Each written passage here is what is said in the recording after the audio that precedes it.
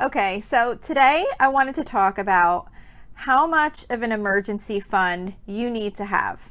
So before we start talking about how much you need to have in your emergency fund, I just want to clarify for those of you who this might be a new topic to, what an emergency fund is, just kind of generally. So I think, kind of in the name of an emergency fund, of course, it's a fund for emergencies. But really what you want to have for an emergency fund is a separate bank account with money that's set aside specifically to cover major unexpected expenses. So it's going to be not as part of your bank balance in your regular checking account. You want to have it in a separate bank account, but one that's not too difficult to access, because you want to have this money there to help you when you have a true emergency situation. So some of the things that you're going to be putting money aside for in an emergency fund are anything that happens that is a truly urgent nature that you don't have funds in your budget to cover. So some examples might be things like loss of a job, major medical expenses, a major home repair, not like a renovation that's just more like to make your home nicer, but like more like a roof repair or anything that's more of an urgent emergency nature. You might need to replace an appliance or have a major appliance repair. You might need a major car repair. You could have a pet emergency. Those are the types of things that you're saving an emergency fund for. It's supposed to really be for true emergencies. So you really don't want to touch this money unless you absolutely have to. So today I wanted to talk about some things to think about when coming to a decision on how much you want to keep in an emergency fund. So there's no real straightforward answer to this question. The most important part of your decision is going to be what you feel comfortable with, because you want to have an amount that makes you feel confident that you'd be able to address most emergency situations that might come up throughout the course of your life.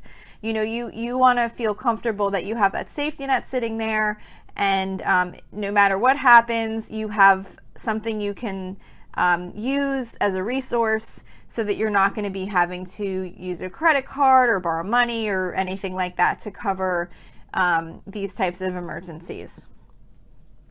So if you haven't started already saving up an emergency fund, you're going to need to decide at what point you want to begin working on this goal. So if you're out of debt, then the answer is probably right now. If you haven't already started, you probably want to start saving an emergency fund. If you're working on getting out of debt, then you need to decide if you're going to pay off all your debt first or work on both goals simultaneously, maybe putting some towards debt and some towards an emergency fund. But either way, even while you're paying off your debt, you'll want to at least have a small emergency fund.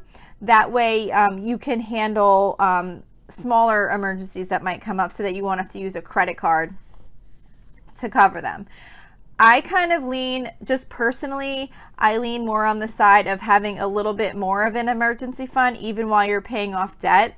Not a fully funded one, but I just think that it's a good idea to have a little bit more in an emergency fund while you're paying off debt. That way, if something does happen, you have more money you can pull from and not keep that debt cycle going. So that's just kind of like my personal thoughts on it, but it's really all about what you feel comfortable with in deciding how you want to manage those goals.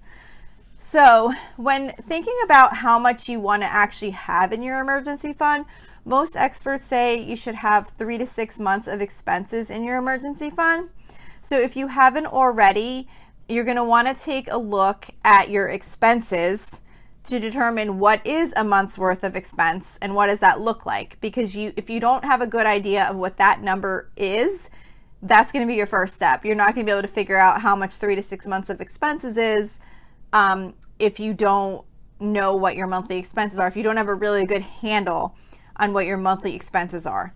So when you're determining what your monthly expenses are, you want to base the monthly expense number only on things like your housing costs, your utilities, insurance premiums, a cell phone so that you can have communication, transportation, your car maintenance, your gas, things like that. food, and minimum debt payments. You don't want to include things like cable TV, eating out, vacations, travel, entertainment, extra debt payments, anything like that. You do not want to include in your emergency fund calculation on what your monthly expenses are.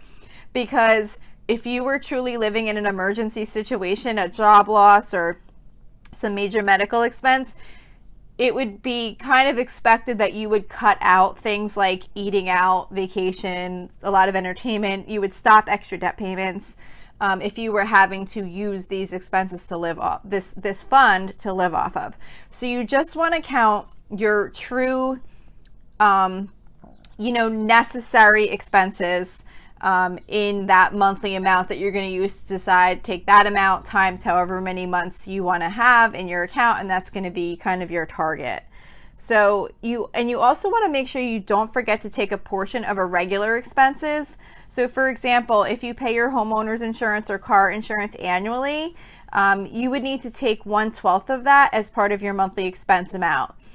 You might also have things to think about, like an annual vet visit for your pets, car maintenance, maybe you pay property taxes quarterly. You just want to really think about things that occur throughout the year and make sure you take a proportion of those things to count in your monthly expense amount so that you can determine what your target is depending on the number of months that you choose is your goal.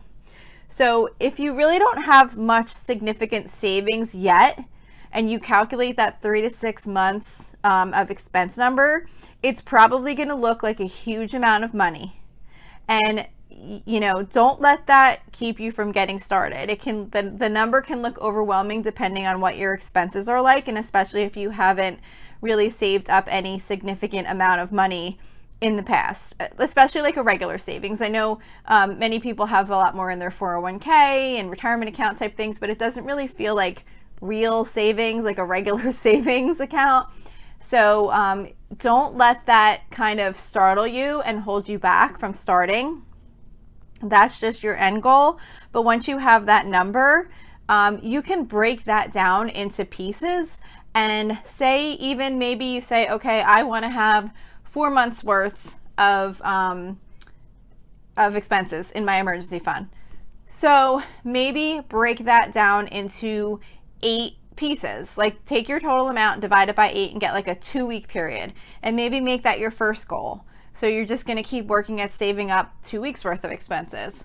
And then when you hit that, then bump up your goal and then maybe work on saving up another 2 weeks. If you break it down into little pieces, it will not make that larger number seem so overwhelming, and it'll really help you just kind of see that you're making progress without having this huge number that you only have a small percentage of building up over time. You'll more quickly be able to achieve those smaller amounts, and you can even make them as small as you want, just so that you can hit little goals along the way and keep yourself motivated that you are making progress on hitting this number that you feel comfortable with having in your emergency fund.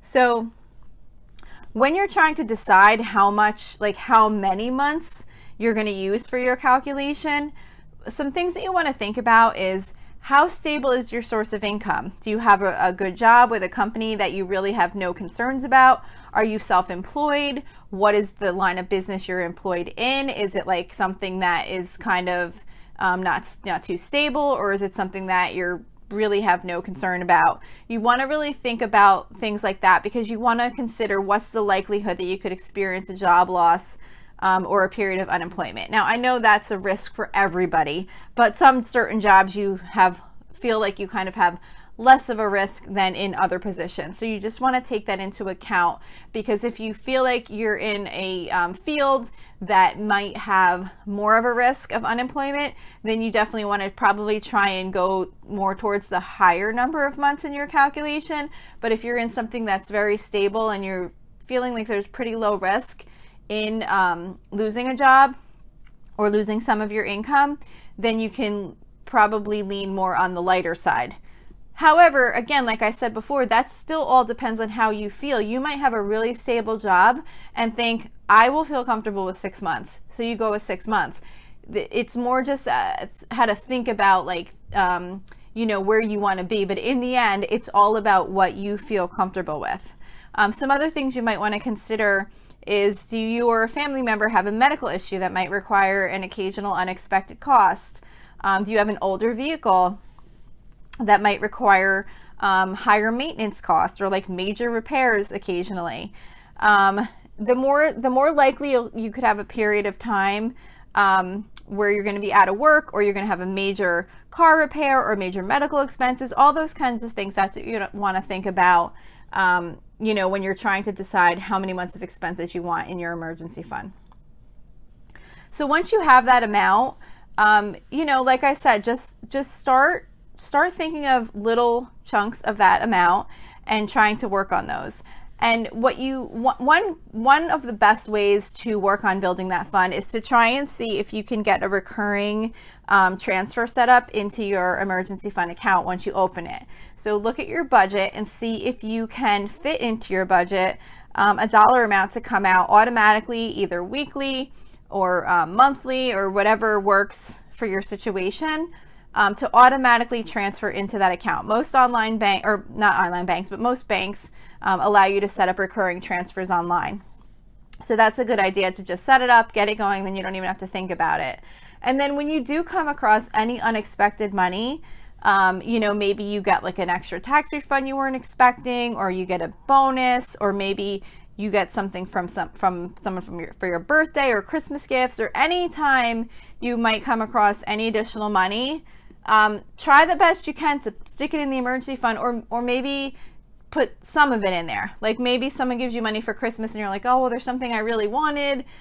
So maybe you take half of that and get yourself something, and then you put the other half in the emergency fund. But always kind of have that in your mind of trying to find any little pieces that you can add to that emergency fund, because when you're really thinking of that and planning for it, you'll find that you can usually come up with little amounts of money here and there that you can kind of add to that account and start to build it up. You know, if you come in under budget one week, you know, and any little areas, they'll all make a difference. If you put $10 in the emergency fund, that's $10 that you didn't have in there before. So don't treat anything as like too insignificant to make a difference, because every time you do that, if you did that 5 times for $10, you'd have an extra $50 in there. So it all adds up over time. So just really kind of keeping this emergency fund as a priority in your mind will help you in identifying any little ways that you might be able to get more money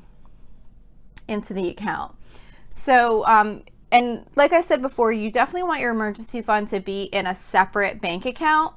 But it would be in like a regular checking or savings account that you can access relatively easy, because if you do have an emergency, you don't have to be waiting days and days to get the money out of the account. You want to be able to utilize it. So one good option is to put your emergency fund in a high yield savings account. A lot of the online banks have the high yield savings accounts. However, at the current time, if you're listening to this when it's being recorded in 2021, interest rates are extremely low right now. So either way, you're not going to get any significant amount of interest on this account for the most part. But the purpose of this account is not for investing. The purpose of the account is just to have that money set aside to help you through a really challenging time. So that's the goal. The goal isn't to earn a high interest rate on this money. The goal is just to have a pool of money sitting aside for you when an emergency occurs. So just keep in mind that anything you put into your emergency fund is more than what you had before. So just keep chipping away at the goal and do what you can to build the fund over time. And as you're building it, you're going to kind of have emergencies happen. And that'll give you an idea too of about how much these emergencies kind of happen. I mean, unless you have like, you can build it really quickly. But for many people, it takes quite a bit of time to work on this goal. It's not usually like super quick that you just fund your emergency fund. So, you know, I'm saying this is probably going to take you a decent amount of time to get it to where you fully want it to be. So over the course of that time, emergencies might happen. You might have to pull money out of the emergency fund, but you'll get a better idea of what types of things happen and how much you have you have needed to take out, and it might give you a better idea of if the number that you picked is good. If it's too high, too low, you can kind of tweak that as you go along and make decisions. But like I said, it's really all about how much risk you're willing to tolerate, what your life situation is like, and just more importantly than anything, what would make you comfortable to have sitting in that emergency fund so that you know you can pretty much deal with the vast majority of situations that might come up. Because having that there will just give you peace of mind, and then you can work on other goals that you're trying to accomplish. So that's all I have to say about emergency funds today. I have done this topic before at least once. I don't think I did it twice. I think at least once, but it's something that I think is really important. I definitely will do it again. It's something that I want to make sure I talk about from time to time, just to kind of bring up the topic, maybe encourage some individuals that might be working towards this or have it as a future goal. It's just something that's really important to your whole kind of overall financial plan, is having this safety net. And it takes time and a lot of effort, but you can definitely do it. And like I said, just chip away at it a little bit at a time. And anything you put in there is better than nothing. If you have an emergency and you have $200 in your emergency fund, it's $200 you wouldn't have had if you didn't put it in the emergency fund. So even if you're starting small, just work on it a little bit at a time, and you'll see you'll be able to build it up if you kind of make it a priority. So that's it for this topic today. Don't forget, you can email me with any questions at lolasfrugallife@gmail.com. You can follow me on Instagram and Facebook at Lola's Frugal Life. I would love you to tag me on Instagram if you want to share like a screenshot of the show and tag me. That would be really great. I'm new on Instagram, so I need followers and I'd like to see some activity. It's kind of like when you first join Instagram, you're like, oh my gosh, there's no one following me.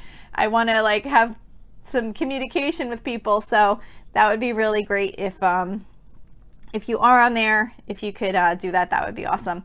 And then YouTube, I have a YouTube channel. It's the same as the podcast. It's not like a video. It's a video in the fact that you press play, but it's not like a visual. It's just it's just another way to listen to the podcast if that works for you. I also have the website, lolasfrugallife.com. It's got associated blog posts that go with each episode, and then just links to all the other episodes also. Don't forget about our private listeners group at facebook.com/group/lolasfrugallife. And if you like this show, don't forget to subscribe. Also, if you could take a couple seconds to rate and review the podcast, that would be really helpful to me. I'm trying to get out to more listeners, and that's my understanding of how specifically Apple Podcasts, one of the metrics that they use to determine how your show comes up in search results. So that's it for today. Thank you so much for listening, and I hope you have a really awesome day.